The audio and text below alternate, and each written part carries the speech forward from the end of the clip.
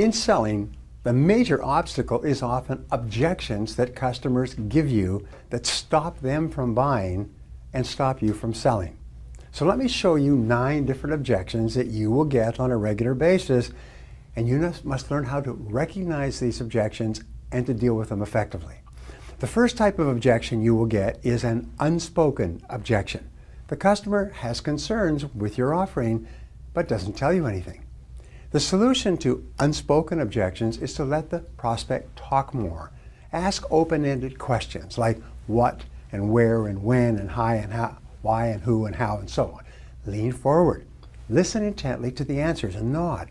The more a prospect has an opportunity to answer your questions, the more likely it is that he or she will tell you exactly what might be holding them back from buying. Ask good questions and listen carefully to the answers. The second form of objections you will get is excuses.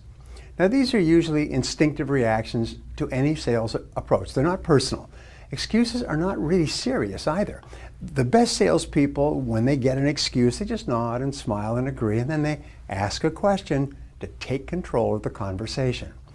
The very best way to handle any initial sales resistance, including excuses and impulse responses, is with these wonderful words. Person says, I can't afford it, I'm not in the market, we don't need it right now, we don't want it, and so on. You say, that's all right.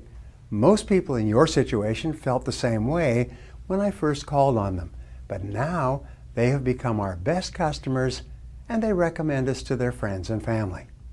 This immediately stops people and causes them to say, oh really? Well, what is it that you have then?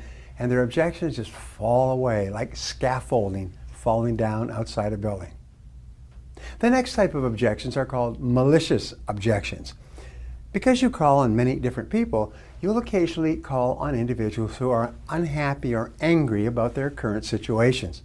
Since they cannot shout at their bosses or their spouses, they take it out on the friendly salesperson. They take it out on you. Now, these people tend to be negative in their demeanor and behavior. The way to deal with malicious objections is to realize that you are not the target. Your job as a professional is to remain calm, confident, positive, and polite throughout, and then just ask more questions about what the customer is doing and what their plans are for the future. You take control by asking questions. The fourth most common type of objection is a request for information. This is the best type of objection for you to hear because you know how to answer this as well or better than any other part of your presentation. Whenever a prospect asks for information about the results or benefits of your product or service, you're moving into an excellent field position to make a sale. Another type of objection is the show-off objection. Sometimes prospects try to show you how much they already know about your products and services. They make sophisticated observations or they ask you complex questions about your product or service or industry. When this happens, respond by taking the low road. Show how impressed you are by how much the prospect already knows. Boy, you know a lot about this. I didn't realize that. Wow. In other words, flattery is a wonderful way to build a good quality relationship.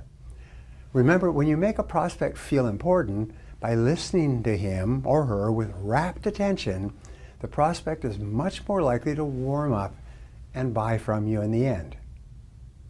The sixth most common type of objection is a subjective or personal objections. Now, these objections are aimed at you as a person. Whenever a prospect becomes critical of you, it could be a sign that you are talking too much about yourself. If this happens, it's important to make the customer the center of attention, and the subjective objections will stop. How do you do that? You start asking questions about the customer and listening closely to the answers. You may also hear the objective or factual objection. Now, these are directed at your product or service offering and the claims that you make in terms of what it will do for the customer. If you can answer an objective question like, how does this work and how can I be sure it will do this and what kind of proof do you have? If you can answer this type of objection, you can often close the sale. People often ask objective objections or factual objections when they're just about ready to buy and they just need a little more reassurance. The eighth most common form of objection is what we have called general sales resistance. This always occurs at the beginning of a presentation. Until you neutralize this general sales resistance, the customer will be listening to you with a closed mind. When the customer relaxes and gives you permission to ask him questions, you immediately begin your pre-selected, open-ended questions to qualify the prospect and find out what he really needs that you can provide for him. For example, I have found if you just say, "May I ask you a question?"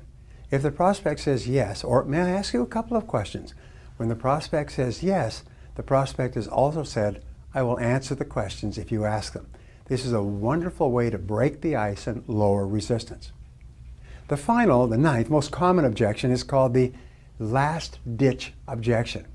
Now, you've made your presentation and the prospect clearly sees how she would be better off with your product or service.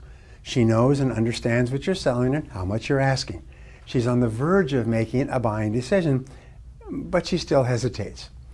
In this case, you listen with respect to their final objections and then assure the prospect that yours is an excellent product or service at a good price and that everyone who is using it today is very happy with their decision. You have then overcome the last-ditch objection and you can go on to close the sale.